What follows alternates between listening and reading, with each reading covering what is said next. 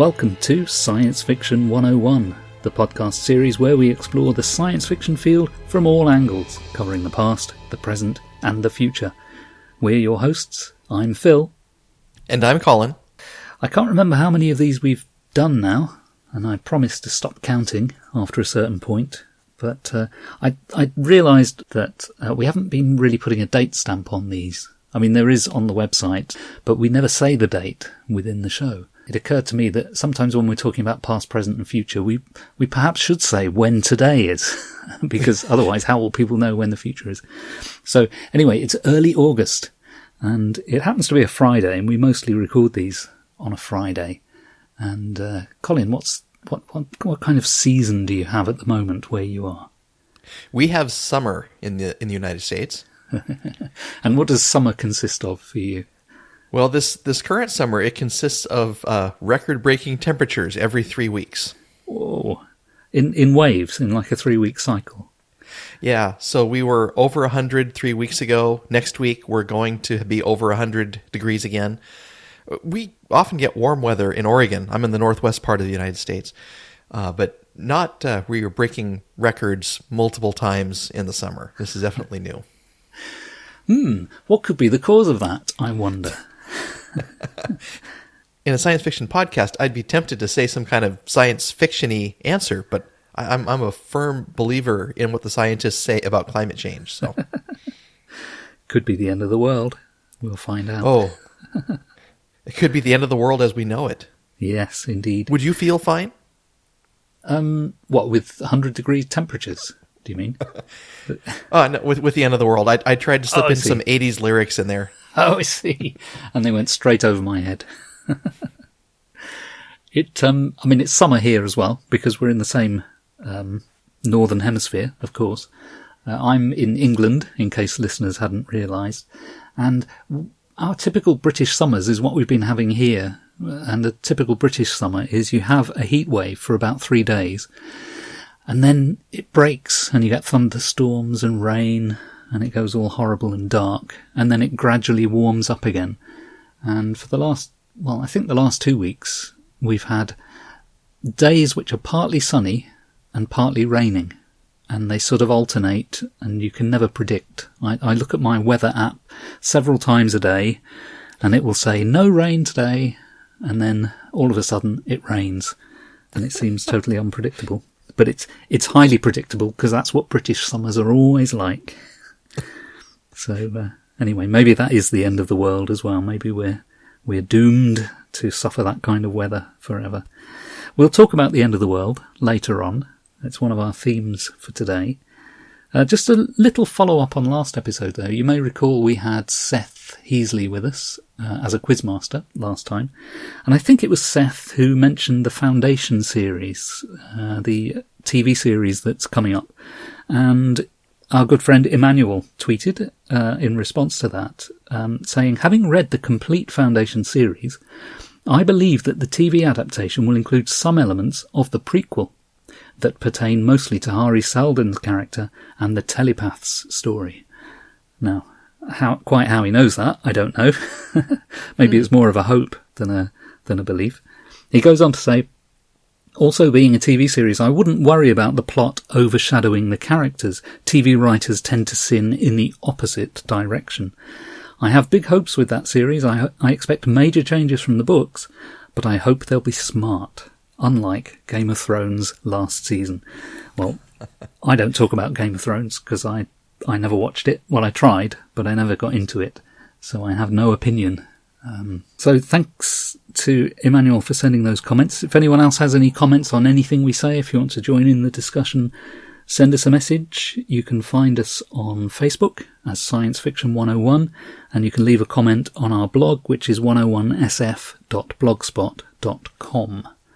Now, one of the things we talking about today is one of the award-nominated and award-winning stories from the last year, which is Little Free Library by Naomi Kritzer, which you can find at tor.com. So both Colin and I have read that story, and we thought we'd discuss it today. It's quite a good story. It was nominated for the Best Short Story Hugo, and I believe it won the Locus Award for Best Short Story. Colin, would you like to try and summarise the plot without giving any major spoilers? Yes. A lady builds a tiny free library, which, if you don't know, is simply a covered box with doors outside of your house in your neighborhood, and you fill it with books so that people can walk by and pick one up or replace it with a new book. And it's a way to get old books out of your house and share them with people. So she begins to do this, and the books begin disappearing rather rapidly, and then gifts are given in return. Not other books, but other things. Yeah, that's a pretty good summing up of it.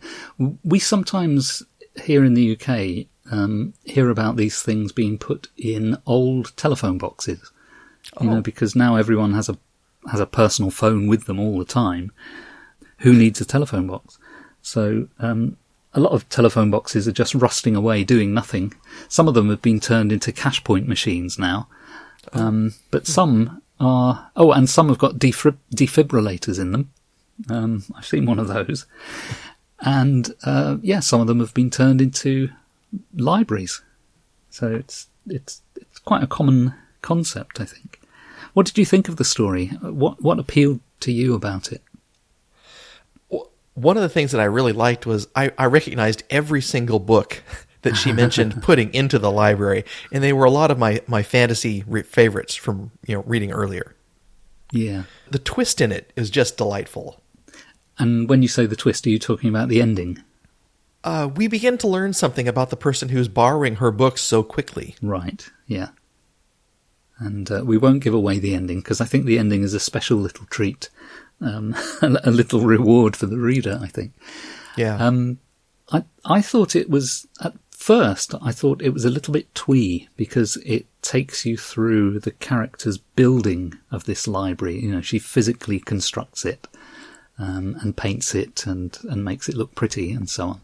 And at first it seemed a little bit twee, a little bit, this is about somebody who crafts as a hobby, but very soon, as you say, because of the books that are mentioned, you find that you have a connection with the activity that's going on there. Now, I didn't recognise all of the books, I have to say, but probably about 50% of them.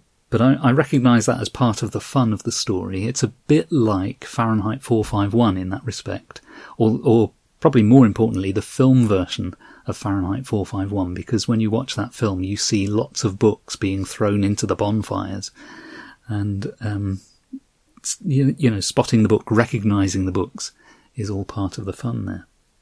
At what point in the story did you think something odd was going on? Let's say, trying not to spoil the story here, but when did you sort of feel something strange was going on? When did it become a fantasy story or a science fiction story rather than just a story? As I mentioned, the idea behind a tiny free library is that you borrow books and return them, or you borrow a book and replace them with a new book. So there's always something new and changing going on. You don't really put things in their place, to pay for them. And so as the gifts that I mentioned become more and more valuable and unusual, I knew we were starting to lean in a particular direction. I think when we were discussing this, maybe a couple of weeks ago, I think you were talking in terms of how you imagined this could be turned into a film or turned into a film script. Is that right? Yeah. When I watch a movie, I'm always wondering, is there an original source material, and how close is it to that, and, how well was it adapted? And when I read short stories and books, I wonder, well, how would you make this into a television series or a movie? And one of the things that's really interesting about this fantasy short story is the fantastic elements are contained in such a way that I think this could be shot on an extremely low budget with almost no special effects. Yes. And yet it's very fantastic. Yes, it is, yeah. I think you're absolutely right. I think it is. It's the kind of thing that would lend itself very much to being a short film. We've spoken in the past of Dust, the channel that curates short films. And it occurred to me that this would make a really fine short film. Can't remember how long it took me to read the story, probably no more than about 10 minutes. And that's part of the reason that it feels like it could be a short film. But it, as you say, it could be done on a very low budget. Probably the most expensive thing would be to actually build the little free library, to physically construct it so that it resembles what's being described. But that seems such an easy thing to do. Given a few pieces of wood and a saw and a hammer, it seems that you could very easily do that. Yeah, there's even an IKEA kit you can purchase if you want. Oh, is there? Oh, yeah. Fantastic. Oh, that's brilliant. I think actually the description of it in the story is sufficiently clear that you could probably just build it from the way the author describes the object itself. And that again is one of the hallmarks of a story that for me is suitable for adaptation, is that it's a story that is so clear and vivid that you can easily picture what's being described. And I thought that works really well. Very little dialogue in the script, of course, because it's really just the one character, and then she takes things to the library and brings things back out of the library. So we don't actually have any other characters that I recall. So that's another thing that would make it very simple to adapt, and yet very effective, I think. Now, the one thing that I was wondering, actually, there was one thing I thought of, and another thing I was wondering. You teach screenwriting. Yes. Yeah. So with only one character, it's really difficult for the main character to reflect their thoughts without doing the hated voiceover. Yes, that's true. And you have mentioned in the past where most screenwriters don't consider it a good adaptation unless some change has been brought to it. So would it make sense to bring in a second character so that the main character can reflect and show feelings and thoughts? And that would be one strategy. Yeah, and I have seen that strategy adopted a few times. I sometimes that can be a cheat, because sometimes it's opening up the story in a rather unnecessary way. And I can give you a very specific example of that, actually. Mm-hmm. The Ray Bradbury story, The Pedestrian, is about one character wandering the streets at night. He's arrested by a driverless car, a police car, and it's a very effective story on the page. When Bradbury decided to turn it into a stage play, he was faced with exactly that problem. The character doesn't talk, so what do we show? So his solution was to give the pedestrian a walking companion. So when the pedestrian goes out for his walks, he goes with a friend.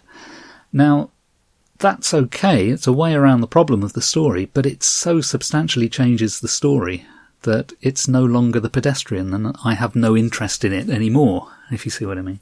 Oh, yeah. And I think that could be the same with this. I think if you had another character, it could weaken the impact.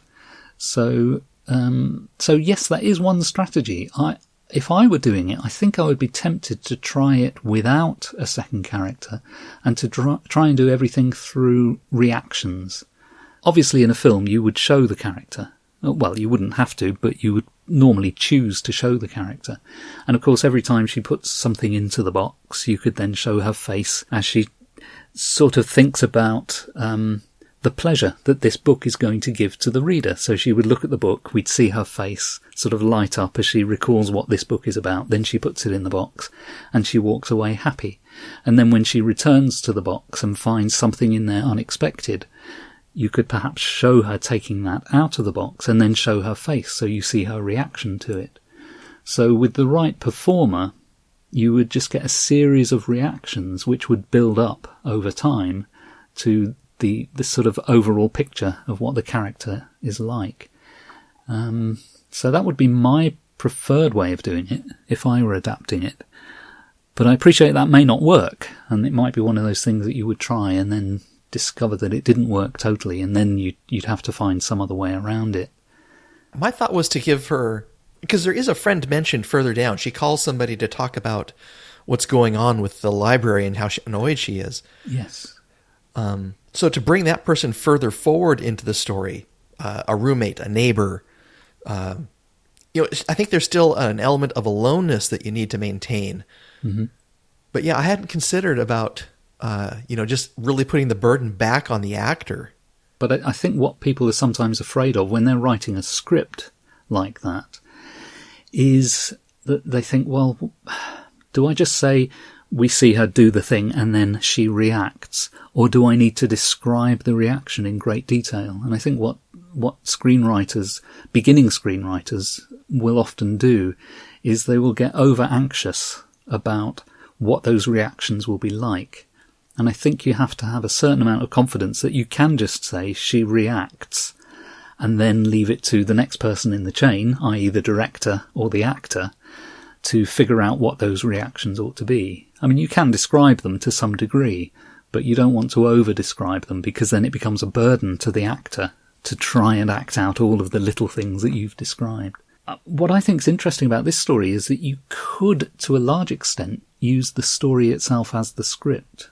It wouldn't take a huge amount of rewriting to make it directly filmable off the page. Wow. So I have to confess, I think I've read one screenplay ever, maybe two. Yeah. And they were both related to adapted work. So I read the proposed screenplay for World War Z, the one that was never filmed. Right, yeah. And I also read the screenplay of I, Robot by Harlan Ellison. Yeah. And what did you think of those? I enjoyed both of them. Mm-hmm. I thought they were really well done. I thought they were highly canonical, so really staying close to the source material while taking freedom to make some changes and expand things. I thought that the ending for the World War Z screenplay was absolutely awful, but perfectly describing what it needed to describe. Mm-hmm. And it was a revelation about how, I think as a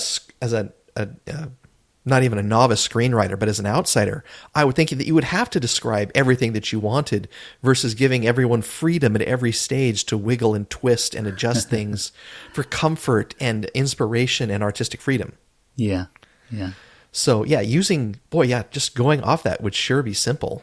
It's certainly the case that you would have a script. You wouldn't go anywhere near a film set just with a short story and say this is what we're going to film, because you need to plan everything in great detail ahead of time.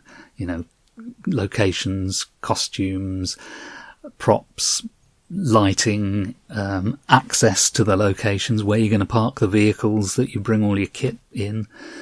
So it is always the case that you need a script. But again, just to go back to Bradbury always claimed that his stories could be torn out of the book and stuffed into the camera. Now, that's an over-exaggeration. You can't do that. But as a metaphor, it's not bad. And there are some writers whose prose works are really sufficiently vivid on the page and sufficiently visual that they wouldn't take a lot of rewriting, and you could do a kind of transcript of the story, turning it into a script format, enough to have something that was reasonably effective. It's not necessarily the best way of doing things, but some writers lend themselves to doing that. Other writers are very far from that. Some writers, everything they write is heavily internalized and is the interior thoughts of a character, in which case you really need to find a way of totally unpacking that and then repacking it in script form. But I think things vary immensely. The interesting thing with Ellison, I've read loads of his screenplays because many of them have now been published. Mm-hmm. He did much of his screenwriting starting in the early 1960s and in television. And the custom in those days was for the writer to write the shooting script. So if you look at scripts from the 1960s, there tends to be this very detailed technical language. Every shot is specified. So close up, reverse angle, high angle looking down, low angle looking up. So every shot is conceived of in the writer's mind and then spelled out on the page. And that's what writers, particularly in television, would tend to do in the 1960s. And that became Ellison's writing habit.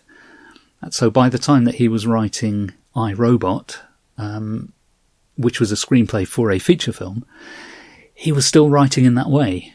And Hollywood screenwriting had changed by then. And many screenwriters, particularly for feature films, were not specifying shot by shot anymore. They were simply describing in broad terms what we are to see. And then it's down to the director to decide where the camera is going to go and precisely how we're going to see things. So Ellison scripts, I think, are a bit hard to read because they are over-specific. But nevertheless, he's really very good at plot, really very good at dialogue, and those things win out. And the concept is usually very strong in an Ellison script, so that's why I love them. But I don't dare use them in my teaching because it would give people the wrong impression of what we expect to see in a script nowadays. Just thinking back to Little Free Library, there were a few books in Little Free Library that I didn't recognise, and the interesting thing was that it made me think I'll have to go and find out what these books are.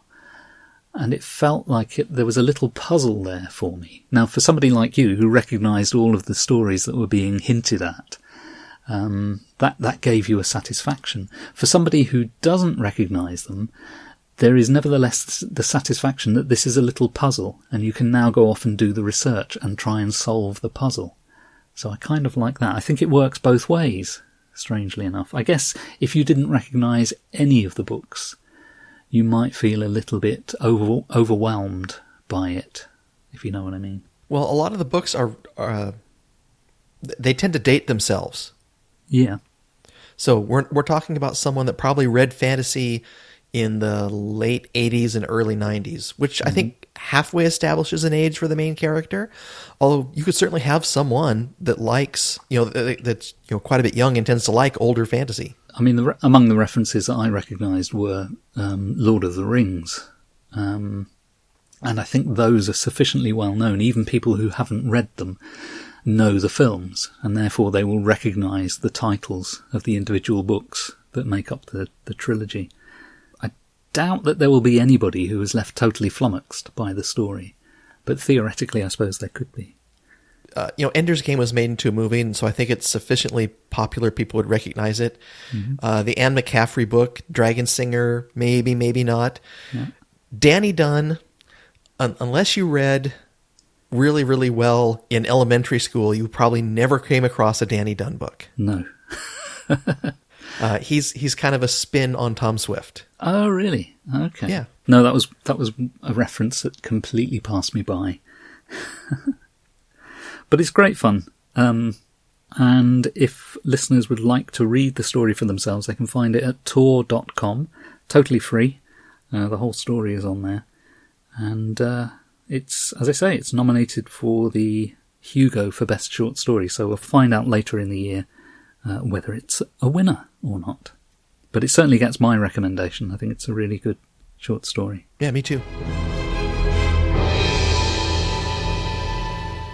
Now, another thing for us to talk about today, we sort of hinted at this in our discussion of the weather, the end of the world. I thought it would be nice to talk about our favourite ways that the world ends in science fiction. When I was very young, the local television station would show a movie from 1 p.m. to 3 p.m. And it was always a variety of things, a World War II movie, a Western. There was a significant amount of science fiction, though, and so I watched When Worlds Collide. Oh, yes. So apocalyptic fiction has all kinds of subgenres and sub-styles and sub-settings. Sometimes it's when you learn about that. The world's going to end. What are we going to do? Sometimes you go through the ending of the world, and then a lot of times in post-apocalyptic fiction, you try and live in the world that's been created by an apocalypse. Mm-hmm. And this falls into we know it's going to happen. What does this mean to the world that the world's going to end? They build a rocket to try and save a certain amount of people because they figure out that the planet's going to hit the Earth, destroy it, and then eventually take its place in the solar system. So if you can get off the Earth and just land back on this new planet, you can continue the survival of the human race and anything else that we need. Mm-hmm. So it's about the construction of the rockets and the social discord of how do you pick who lives and who dies. Now, I remember seeing this as well when I was quite young, and it was one of those films that was kind of on rotation on British TV. You would see When Worlds Collide. You would then, the following week, you would typically see either Forbidden Planet or The Day the Earth Stood Still. And then the following week, you'd get The Time Machine. And these 3 or 4 sort of classic science fiction films seemed to be on endless rotation during my childhood. So, yeah, I was quite familiar with that one. But I always found it the least interesting of those films. And I'm never quite sure why. I think it was a bit like a disaster movie, but perhaps not as good as, things like The Poseidon Adventure or Towering Inferno. You know what I mean? Those are not about the end of the world, but they're about disasters.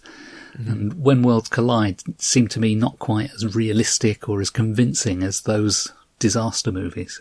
Well, those disasters were really, they were quite plausible. Yes. Yeah. You could imagine going through both of those scenarios in your life. Hopefully not, but... Yeah. So are you saying then that When Worlds Collide is not plausible? Is it a piece of implausible fiction? I think it's completely science fiction. There's the planet's going to come and destroy the Earth, and then there's what do we do now that we're on this planet? So is that your favourite end of the world, or is that your favourite end of the world film? I think that's my favorite old end of the world film. My favorite ending of the world, it's a little apropos given what we're going through these days, but The Stand by Stephen King. It's about the world ending due to a flu. The flu is called Captain Trips, and there's a certain amount of the population that just happens to be natively immune, and so they live. And then overarching this story is a gigantic supernatural battle between good and evil. Whoa. No, I've not read that. Has that ever been made into a film or a TV series or anything? Yeah, it's been adapted at least twice, I think. There's a 1994 television miniseries. Uh-huh. Kind of campy, but with an A-list cast, if that kind of a thing appeals to you. Gary Sinise, Molly Ringwald, Rob Lowe, Miguel Ferrer. Yes. I am kind of picking names out. Yeah. And then there was a 2020 adaptation of it as well. Mm. And that was done on CBS. Again, A-list kind of actors, including Whoopi Goldberg. Okay. So, Stephen King having a go at the end of the world. My short list of end of the world stories. Well, first of all, I've got a book which is kind of the template for a lot of these things. It's Earth Abides. I don't know if you've read that, by George R. Stewart. 1949, I think it was written. So post-war, and therefore sort of categorizable as modern science fiction. And basically, if I remember correctly, it's a while since I've read it, but basically this guy is out in the mountains doing something on a geology field trip or something. He gets bitten by a snake, falls ill, recovers. When he eventually comes back to town, he finds that, nearly everyone's died from this disease. So it's kind of civilization has ended while he's been away, kind of thing, which is a bit like what happens in Day of the Triffids. A guy's in hospital with his face bandaged up, and while he's in that state, the end of the world comes. So that's the beginning of Earth Abides, and then it leaps forward like a generation or two, and we see the kind of tensions between the survivors who really want to get as much of civilization back as they can, and the next generation who are really quite afraid of civilization and really want to go more back to nature. And I think the book ends with pretty much all of civilization has fizzled away. There's no electricity anymore, there's no running water, and people have more or less gone back to the land. But it's a very good book, very haunting. I haven't read it for a long time, but I have quite vivid images in my mind from it. So that's one that I recommend. And then there's a couple of things which I've mentioned before on the podcast. The Day of the Triffids itself, both the book and various TV incarnations that there have been of it. And the thing that I like about Day of the Triffids is quite this kind of... everything seems to happen by accident. So our hero happens to be blindfolded because he's in hospital at the time of this meteor storm, which makes everyone else go blind. Mm-hmm. Because people are no longer in control of things, these carnivorous plants that we've been farming kind of escape and start wandering around. And all of this seems like accidental, coincidental stuff.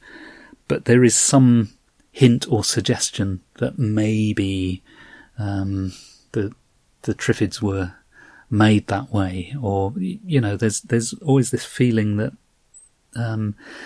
either it is some global accident or that there might be something sinister behind it. But then the other thing related to that, and again I've mentioned this before on the podcast, is the 1970s British TV series Survivors, which is about a global pandemic, wipes out 90% of the population, and then we follow the survivors from that. That has some of the same feel as Day of the Triffids, because it's this very cosy British way of representing the end of the world. But those are among my favourites. And then I've got what I think is probably the subtlest end of the world story. I don't know if you've ever read this one. It's a Bradbury story called Last Night of the World. Are you familiar with that one? I haven't read all of Bradbury's works, but I've read a few of his collections. It's sounding familiar. Is a faucet involved? Yes. Yeah, then I have read it, yes. Yeah. So I think it must be in The Illustrated Man. It's mostly dialogue, and the story begins with a very simple question. What would you do if you knew this was the last night of the world? And then it's just a dialogue between a husband and wife. And it turns out that everyone has had the same dream about the world ending. And they're all very subdued about it. They're not taking to the streets in protest. They're all very kind of, oh well, this is what's going to happen. And it's really very, very sedate, and yet it is quite frightening. And it doesn't really say how or why the world is going to end, but it's kind of indicated that it's, it's going to be American bombers and Russian bombers taking off, and, that's it. There's nothing we can do. Very powerful story, very haunting, I think. Yeah, it reminds me of There Will Come Soft Rains. Yes, that's another one that's very subdued, isn't it? Because there are no people. It's just a house that's left all on its own. Yeah. Have you heard Leonard Nimoy's reading of that? I have, a long time ago. Yeah, I've always enjoyed his speaking voice, and I kind of grew up liking Spock and Kirk. So to hear that he had recordings of him had survived and are available online was a treat. Another end of the world, I think, is in The Time Machine. The H.G. Wells Time Machine.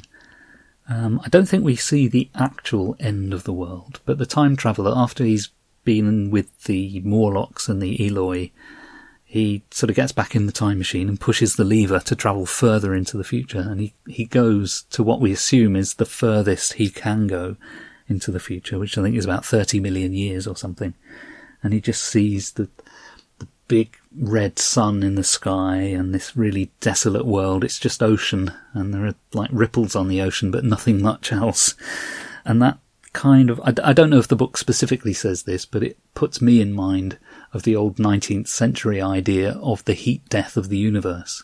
So before we had quantum physics and, modern physics, scientists believed that the three laws of thermodynamics governed everything, and essentially heat flows from a hot body to a cooler body, so inevitably over time the universe would just cool off and everything would be at the same temperature, and once you get to that state there's no energy to do anything. So it's the heat death of the universe, and I think that's what Wells was sort of indicating in The Time Machine. Although before the heat death of the universe there's going to be the expansion of the sun, which will annihilate the Earth. Yeah, I don't know if that was known about in Wells's time, though, because... I was just thinking that. It's a little early for that. Yeah, I think that's one of the things that you get from sort of modern physics, quantum theory, and that sort of thing, and modern astronomy as well. Mm-hmm. I've got two others that I think are quite notable end-of-the-world stories. There's one from Arthur C. Clarke called The 9 Billion Names of God. The concept of that is that there's this group of people who have a particular belief that there are 9 billion names for God, and that when all of those names have been identified and expressed, then the universe has no purpose anymore, and it will come to an end. So these computer technicians head off to Tibet or wherever this is, and build a computer for these people to go through all the permutations of all the letters of the alphabet that these people use, and sort of print out all the names. And then they get on their mules and ride back down the mountains, having made some money from this selling of this computer, and not really believing at all that the world is going to come to an end. They think it's just nonsense. But they look up at the sky, and the story ends. This is the final line of the story. Overhead, without any fuss, the stars were going out. And I think that's a really nice sort of flipping over of the story, because you're on their side. You're the rationalist when you're reading the story. But it turns out that these religious people were correct all along. And then the ultimate end-of-the-world story has to be Beneath the Planet of the Apes. Because at the end of that film, spoiler alert, Charlton Heston blows up the world. And that's it. That's the end. There is nothing more. Until they release a sequel the following year, of course, which is Escape from the Planet of the Apes. But that was seen as the end of the series. There were only going to be the two films. So they blew up the world at the end of Beneath the Planet of the Apes. But it was so successful at the box office that they had to find a way of having a sequel. So how do you do that when you've already blown up the world? Isn't that the one that's a prequel? Yes, it is a prequel, because it has three apes who recover Charlton Heston's spaceship and then travel back in time to the 1970s. Well, they travel back to our present. So, yes, in a sense, it's a prequel. But the whole series of films is a big loop, really. If I remember right, there's no altering of the time loop through that. It establishes the entire story. It pretty much does, yeah. I mean, some people say that actually there are two timelines at work, but I can't be bothered to get into that kind of discussion. Yeah. I was in love with those films as a kid, although in fact I read them in comics before I saw the films, because there was a Marvel comic which adapted all of those original films. And I'd seen one film in the cinema, which was Battle for the Planet of the Apes, the last one. I'd seen that first of all. I hadn't seen any of the prior films. And shortly after seeing that, the Marvel comic came to the UK and had adaptations of all the films. And so I didn't see the films, I saw them in comics first. And it was only later that I saw them on the screen. Those were some of the movies that were on either AMC or TNT in the 90s. Yeah. Would do like a binge, not a binge watch, but an entire weekend of the Planet of the Apes series. Mm. When I was a kid and reading those Marvel comics, you would occasionally hear of places where cinemas were going to be showing the films back to back.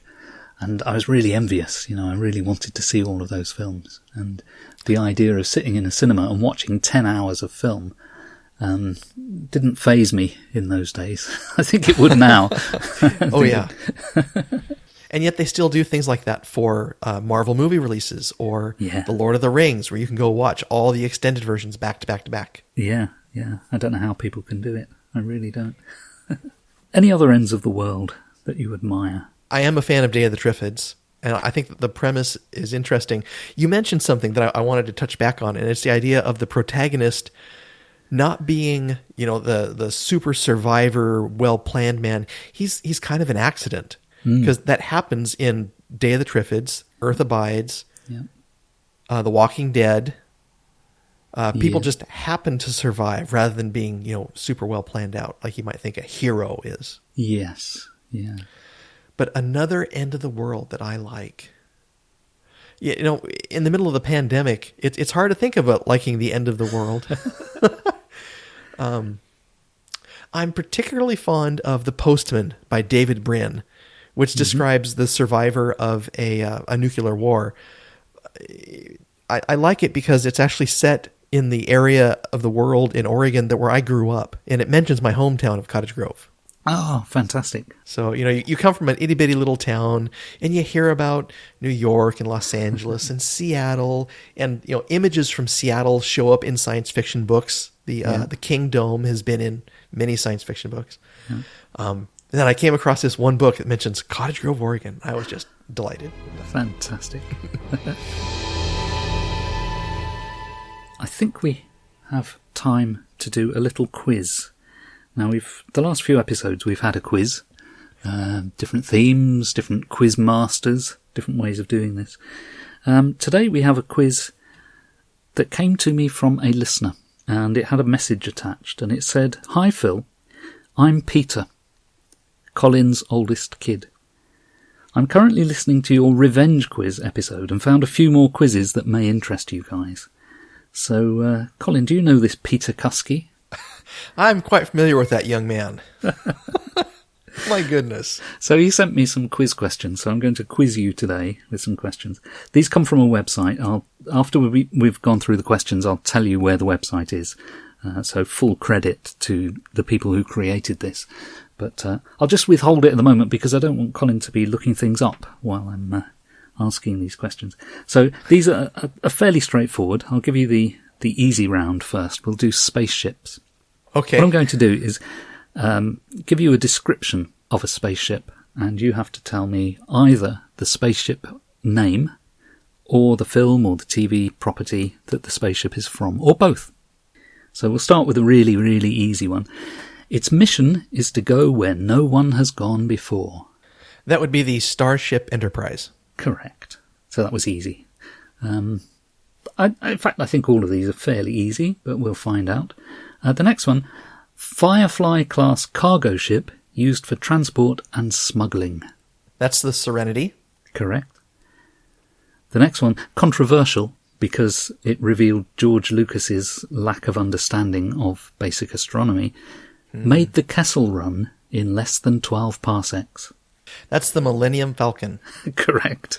Now, interesting aside, the Heir to the Empire series actually describes why the ships in space fly that way. Mm-hmm. And it was a nod from the author back to the movies and the fact that things weren't exactly correct according to physics. It's called the etheric rudder. Oh, fantastic. I love it when people have to go through all sorts of convoluted maneuvers in order to correct what is actually a mistake. Well, and the annotated 20th anniversary edition of that book is really enjoyable. Oh, good. The next one, a massive warship at odds with the Cylons. That's the Battlestar Galactica. Correct. And the next one, a scientific ship sent on a mission to reignite the sun with a massive bomb. The name of the movie is Solaris. Isn't it? No. No, that's the Stanislav Lem. I don't know this one. Ah. Well, the ship is called Icarus II, and the film is Sunshine. That's right. Yeah. And the last spaceship question, industrial towing ship that investigates an unknown signal. This is from Alien. Correct. And I don't remember the name of the ship. It's Nostromo. Yes. Now, for the next round, what I'm going to ask you to do is to pick a year, and you can pick any year between 1968 and 2014. And I've got a list of films here, and I'll read you a plot summary from that year, and you have to tell me the film. Now, I don't have every year here, but if you pick a year where I don't have a film, I'm going to go for the closest year to it. So any year from 1968 to 2014, and that includes those 2 years as well. Well, 2008. Okay, the closest I have is 2009. So, the plot summary. Evil corporation tries to win the trust of planet's natives. Avatar. Correct. Pick another year between 68 and 2014. Well, Peter's birthday is in 99. So let's go there. Neo is the chosen one to break everyone out of the simulation. That would be The Matrix. Of course, far too easy. And another one, 68 to 2014. Let's go back in time and try 76. 76. The closest year I have is 77, so I'll give you that one. Aliens close in on Devil's Tower, Wyoming. Close Encounters of the Third Kind. Correct. And one more, 68 to 2014. 87. Oh, you'll love this one. Criminals must escape from professional killers on a TV show. Oh, The Running Man. Of course. Too easy. I'm going to give you one more, 68 to 2014. Let's go. I haven't done 92. Okay, the closest I have is 93. And I think this is an easy one, actually. Scientists use ancient DNA to make dinosaurs. Jurassic Park. Yeah, far too easy. I'm just looking through to see if I can find the most obscure of these. It's probably this one, but it's not that difficult. A professional thief infiltrates dreams to steal information. Oh. That's probably Inception. Yes, it is. Dreamscape in the late 70s with Dennis Quaid. Yeah, I don't know if there's a professional thief in that, but yes. Similar thoughts. Yes. But yeah, he's not a thief. Yeah, I think I prefer Dreamscape, you know. I think Inception is a bit too... Notice how I merged Interstellar and Inception in my mind there, because to me they're the same. They're the same unnecessarily complicated bit of filmmaking. Anyway, I didn't keep count of the score, but you got nearly everything right there. So I don't think we can give a prize to Peter, but we can give a prize to Colin. I will reward the young man when I see him next. Hello, this is Phil from the future here, just dropping back in time to fill in something I forgot to say. This quiz is from jetpunk.com. So, let's do a quick run through of past, present and future. Colin, any recommendations of past science fiction? 3 times a week, I read the online comic XKCD. Mm-hmm. And this last week, it did a comic based on an earlier short story by Fritz Lieber called Nice Girl with 5 Husbands, which was a really interesting read about, what would happen if someone from the 50s or 60s was projected forward in time into a time where social constraints are completely different, and learning about that as an outsider. And I was reminded how you talked about that time loops do that. They allow you to reframe social constructs from the eyes of an outsider. So let me just say Giklo, Io, Ricko, and Gisso, for those of you that don't know Einstein's generalized theory of gravitation, and give a nod to that short story. Fantastic. All I can think of to say in response to that is Klaatu Barada Nikto. I've got a recommendation. I've put this under the heading of past because it's a book from 2 years ago and it's about a film from 50-odd years ago. I've been reading Michael Benson's book Space Odyssey, Stanley Kubrick, Arthur C. Clarke, and the Making of a Masterpiece.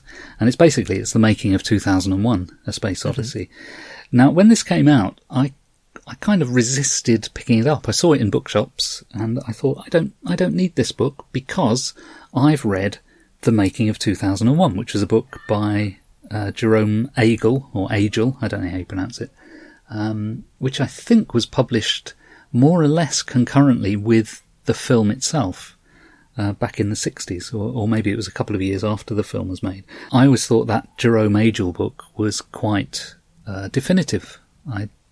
I really liked the book, and I thought I learned a lot from it, and there was nothing else to learn about the making of the film. But in fact, having started to read Michael Benson's book, I'm about halfway through, there's loads of detail in there that I wasn't aware of. And it's really quite fascinating to hear about how that film was made. We think of it as being this masterpiece of a film. Well, some people hate it, but those who like it think of it as a masterpiece of a film by somebody who was a very controlling director. Controlling possibly in the sense of control freakery, but probably controlling in the sense of this is an artist who knows what he wants. But when you read this book, you realise that is not what Stanley Kubrick was about. There are many examples in the book where it is quite clear that he doesn't know what he wants, but he gets people to do 3 or 4 different things in order that he can see the range of possibilities and then choose one. So the idea we have that Kubrick had this fixed idea that came fully formed and he would head towards that idea is really totally false. And there is even some stuff in the book which comes from Kubrick's wife, which talks about how he was very concerned that he might be wasting time and money in making a film in this way, which you would never have thought. You would have thought that this is a super confident filmmaker, but no, he actually was quite worried about all the stuff going on around him. So it's a fascinating book, really, really worth a look. Space Odyssey by Michael Benson. And on to the present. I could have put this in the past, but it's a little bit more present than the previous one. I've just picked up a book called It's the End of the World, but What Are We Really Afraid Of? By Adam Roberts. And this was published last year, and it won the British Science Fiction Association Award for Best Non-Fiction of the year. And it's about what we were talking about earlier. It's about the end of the world. Adam Roberts is a science fiction writer, but he's also an academic, an English literature guy who's written histories of science fiction, so he knows his stuff. But he's got a really light tone in this book. It's fun to read. It's not a heavy academic book at all. And I thought this might be interesting, given our discussion that we had earlier. He has 5 or 6 chapters in the book, and he talks about the end of the world in terms of religious doomsdays, zombie apocalypses, plagues, technology run amok, the end of the universe itself, and climate Armageddon. Those are his sort of headings, if you like, chapter headings. And it made me realise that if such a book had been written maybe 30 years ago, it wouldn't have a section in there about climate Armageddon. It probably would have had something about nuclear winter and, how we're going to destroy ourselves through nuclear weapons, because that was the big fear back in the 80s, really. But now, from where we're sitting in the 21st century, people are more concerned that we're going to screw up the climate and destroy the planet that way. Interesting. Mary Robinette Cole on her website has book blurbs where authors can come in and talk about their books which have recently been published. Mm-hmm. And there's a book here that I think might interest you called Holdout by Jeffrey Kluger. Mm. And the fundamental question is, what would happen if an astronaut refused to leave the International Space Station in protest? So yeah, I mean, I like modern hard science fiction as well, so I'm gonna put it on my library hold list and wait for it to come in. That's an interesting one. I don't think there's ever really been a mutiny in space or anybody refusing to do what they were told. There have been minor incidents in the real space program, and I think one of the Skylab crews were often accused of mutiny, but only informally by the press, and it was never a real mutiny. But, that's interesting, isn't it? Because you need absolute cooperation from people if they're in a space station. So, and I guess that's why a lot of the time it's been military people who've been sent into space, because, you can trust them to obey orders, I suppose.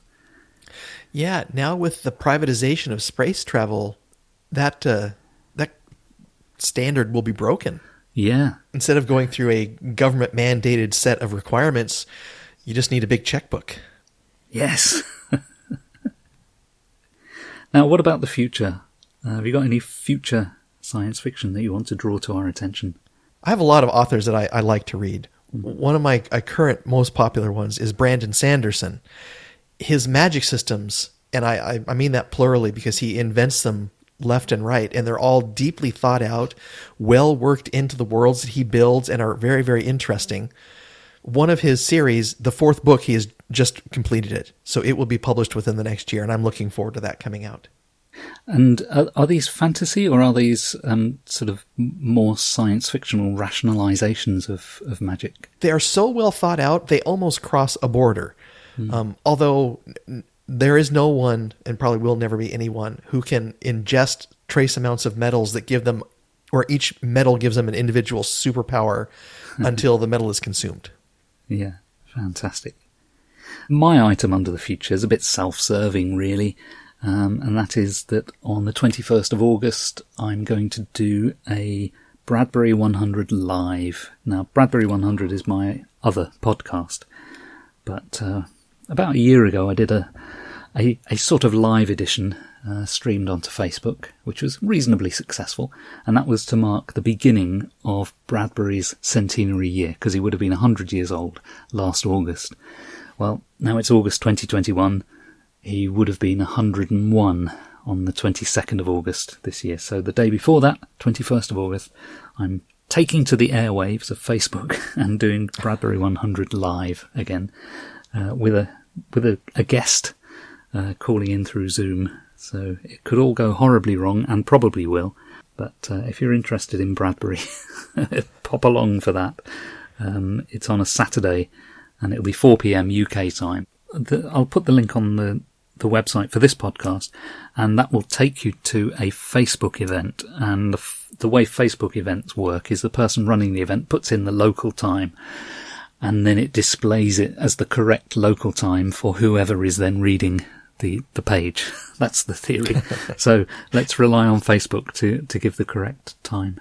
But it'll be recorded anyway, so people can catch up. Maybe because we talked about we talk about science fiction. William F. Nolan passed away this last month at the age of 93. Yes, he did. So if you enjoyed reading Logan's Run, thank you. Yeah. Uh-huh. And his other works, we've now lost him, and that's a sad thing. I was surprised to learn he lives in Vancouver, Washington. Yes, I think so. That's just across the river from here. I did actually meet Bill Nolan in 2010, very, very briefly, when I went to Ray Bradbury's 90th birthday party. It was a public party. It wasn't a private thing, held in a bookshop, and William Nolan was one of the people there, as indeed was George Clayton Johnson, who is the co-author of Logan's Run. So I got to meet both of those. So I spoke to him very briefly, but it's very nice. Fellow. Yeah, I think I need to be I need to find out more about what's going on in my immediate world. Ursula K. Le Guin was down in Eugene. So was Theodore Sturgeon. Wow. And I did meet and interview Daniel Wilson, the author. But it makes me wonder, who's nearby that I'm missing out on opportunities to meet or to talk to or learn from. And I guess in normal times, when sort of people are circulating a bit more and bookshops are open, you could do that by meeting people in bookshops when they do signings. But right now, that's rather difficult, isn't it? Yeah. Well, I think we've come to the end of our time. So thanks for listening, and we hope you'll join us next time. We're Phil Nichols and Colin Kuskie. Our theme tune is from purpleplanet.com. Look for the show notes on our website, 101sf.blogspot.com, and also find us as Science Fiction 101 on Facebook. And finally, please subscribe wherever you find us, and maybe give us a 5-star review as well. We're on Apple Podcasts, Google Podcasts, Radio Public, Spotify, Stitcher, TuneIn, or wherever you get your podcasts. Thanks for listening, and we'll see you next time.